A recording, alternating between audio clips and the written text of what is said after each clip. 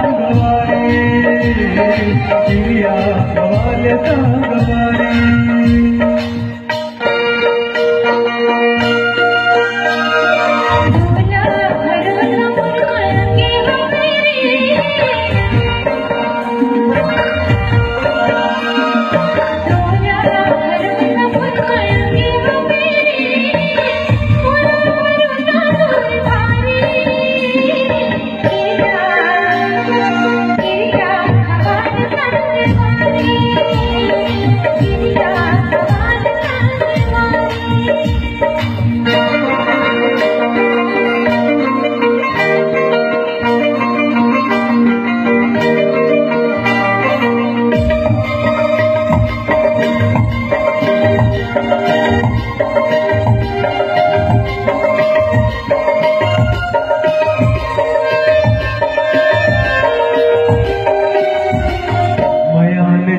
सका घाटला जाने वो मयान जिन्हें सका घाटला जाने वो फिर भी मया रुले मया के नका माने वो तोर मया के मैं पुजारी चिड़िया चिड़िया सवाल सांगवारी चिड़िया सवाल सांगवारी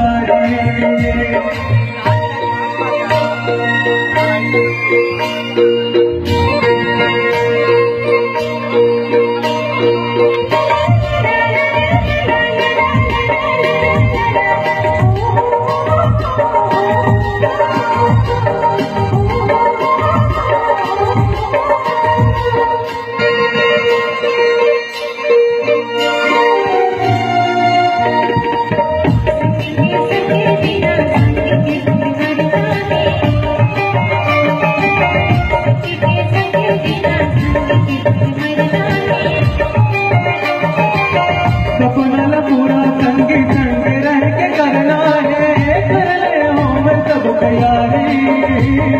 चिड़िया चिड़िया सवाल सांगवारी चिड़िया सवाल सांगवारी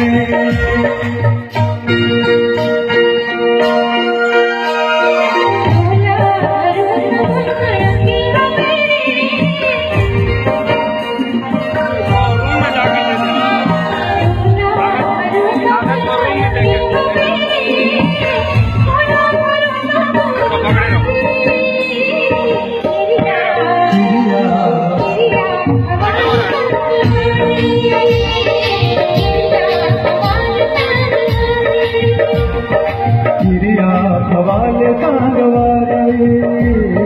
चिड़िया सवाल सांगवारी चिड़िया सवाल सांगवारी चिड़िया सवाल सांगवारी चिड़िया सवाल सांगवारी।